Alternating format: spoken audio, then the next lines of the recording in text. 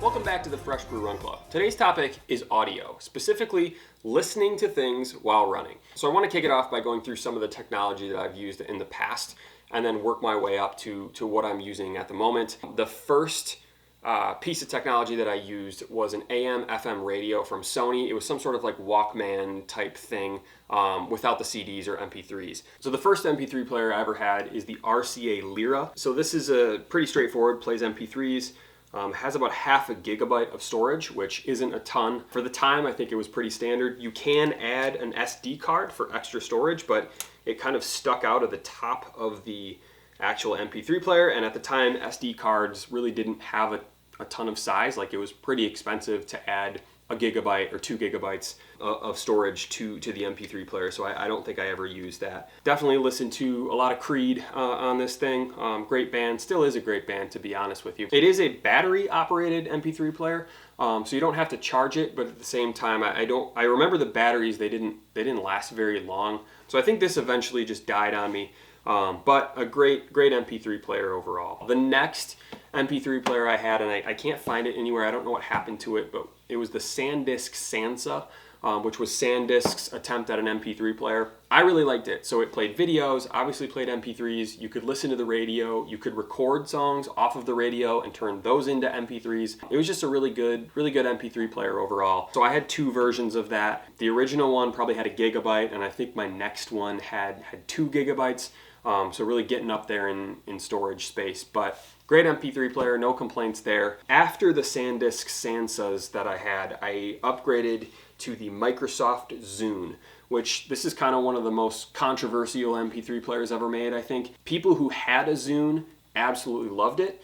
People who didn't have Zunes just made fun of it. Obviously you can play MP3s, but you can also play video. They had a web browser. They had a few limited apps like a calculator, but I really liked it. It was super light, fit in your pocket. You could take it anywhere. If you were connected to Wi-Fi, you could browse the internet, which was a pretty cool feature for the time. I then upgraded to the iPod, which I think this is the iPod Classic. I don't really remember exactly which one, but a ton of storage space on this. You could play videos, obviously, play your MP3s. It is super heavy.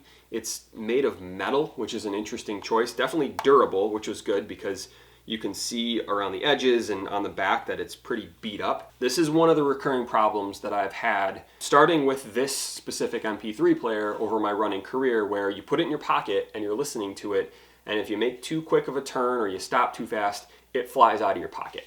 And that happened many times with the iPod, but thankfully it was durable enough to survive. This was the first Apple product I ever had, and I liked it from what I remember about it. So the next thing I switched to was one of my favorite pieces of audio technology for running, the Ipod Shuffle. So the Ipod Shuffle, I can't say enough good things about it. It is super light. If you put this in your pocket, you won't know that it's actually in your pocket. It connects to, now things are buzzing on the table. Things are buzzing. I don't know one of these things, downloading an update. That's just how this goes. The Ipod Shuffle, super light, fits in your pocket. It had a little clip on the back that you could like clip to the bottom of your shirt or clip to your waistband or clip to your pocket. And then it was obviously a wired headphones that went into it, so you could listen to things. It doesn't have a screen, so you can't really see what you're listening to, but there was some sort of like technology they had, whether it like told you what you're listening to, or you could kind of like shuffle around between your playlists and albums. There was some way to do it that was pretty intuitive from what I remember.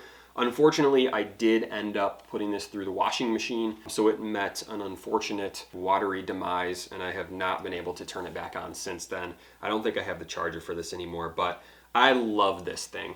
So after that died, I switched to using my phone. The phone just made a lot of sense to start using. However, you'll notice my phones are in pretty rough shape, and again, that is because when I run with them, they tend to fly out of my pockets. And this is a recurring issue to the point where I was only buying certain kinds of shorts because I wanted them to be tight against my legs so that the phone wouldn't fly out into the street and crack like this one.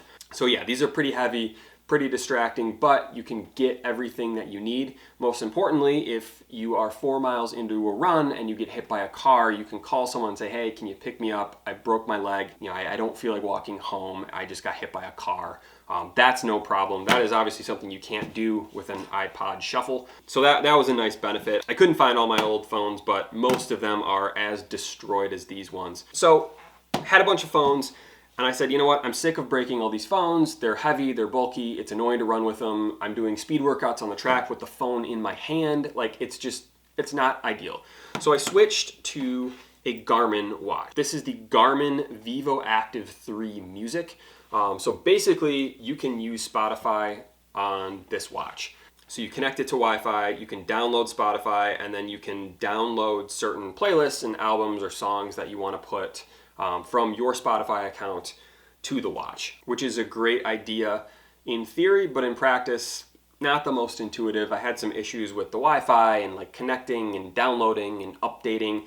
Actually using it was a little bit buggy, especially when you're on a run and you're trying to flip through things or find a playlist or find a podcast to listen to. The biggest disadvantage is if I run with this, that means I probably don't have my phone, so if something happens to me while I'm out on the run, I'm kind of on my own. So after the Garmin, I made the big switch from Android to iOS with the iPhone.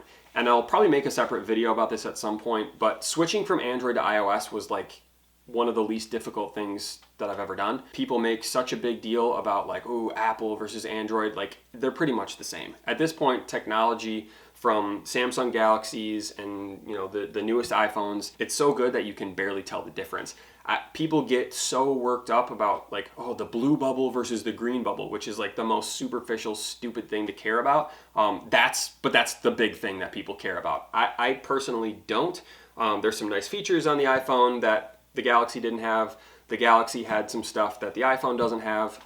To me, it's a phone and it gets the job done. I think the second run that I went on when I was using the iPhone, I dropped it and smashed the back again. The front was undamaged. I dropped it straight down on the ground. So not a huge deal. I haven't gotten it fixed because I really don't notice it when I have the case on. Not a big deal. But again, the same recurring problem that I keep having where I keep breaking phones. That was kind of the last straw for me. How many things am I going to break before I make a big change? And my big change was switching to the Apple Watch. This has pretty much solved all of the problems I have been having, where I have everything I need on the actual Apple Watch, whether it's Pocket Cast, I use Apple Music, and I'll get into that in a second. It can make calls, I can send a text, so I'm safe. It has a feature where if I just fall on the ground, it'll call my emergency contacts. I haven't done that yet, so I'm not really sure how it works, but I have that set up. You can have Strava,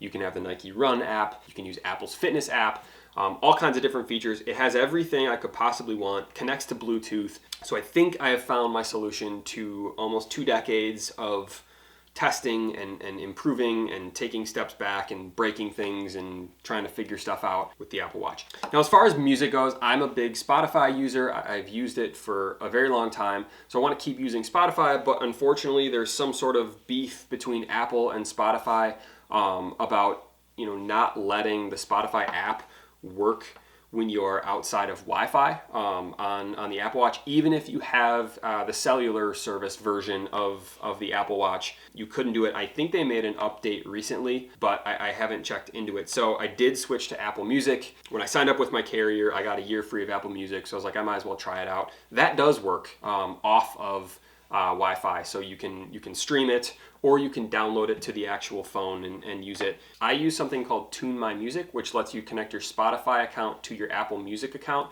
So if I make a Spotify playlist, I can mark that in Tune My Music to sync with Apple Music. Now, as far as headphones, I use the Bose SoundSport wireless headphones. The irony, it does have a wire, but it's Bluetooth, so you don't have to connect it to anything. I'm a really big fan of Bose. Anytime I've had a problem with any of their products, they've just replaced it, no questions asked, which is awesome. It's a little pricey up front, but you know that their customer service is just gonna take care of you if you have issues. I really like these, pretty straightforward, just Bluetooth, and then you can control the volume and pause and start and skip with this little thing on the side. They're not noise canceling, which I would highly recommend if you're running to not use noise canceling, because you want to be able to hear what's going on around you. And that's one thing that's super important. You don't want to listen to things too loud, because A, it's bad for your ears, and two, you just need to be aware of your surroundings. Are there cars coming up? Is there a bike? Is there a person running? Is there a rabid dog chasing you? It can be tempting to crank up, lose yourself to the max volume and try to sprint through your workout, but that's not the best idea for a few different reasons. So that is my personal history and preferences when it comes to the technology I use when I'm running and listening to music and podcasts. I'm gonna do another one, since this is running a little long, about exactly what I listen to. A few notes for this episode. So in my intro, you'll notice that I started my run in Hart Plaza in Detroit, Michigan. I started at the base of a very cool monument that I wanna make sure I mention. It's called the Gateway to Freedom International Memorial to the Underground Railroad. So Detroit was the last stop on the Underground Railroad as people looking for freedom were escaping from the South through the North and then into Canada. The memorial was sculpted by Edward Dwight and was dedicated on October 20th, 2001. The man pointing from Detroit to Windsor is George D. Baptiste, a Detroit resident who helped slaves get across the river to freedom. I'm gonna put a link in the description with a little more info. It's a fascinating piece of Detroit history, a really important piece of Detroit history. The other thing I wanna talk about, I wanna give a huge thank you to my friend Tyler, who just out of the goodness of his own heart, took the Fresh Brew Run Club logo that I made and animated it. So in the transition from the run to here, you saw the first animation. I have another one that'll be at the end of the video, but I want to give a huge thank you to Tyler. I'm gonna have Tyler on here at some point.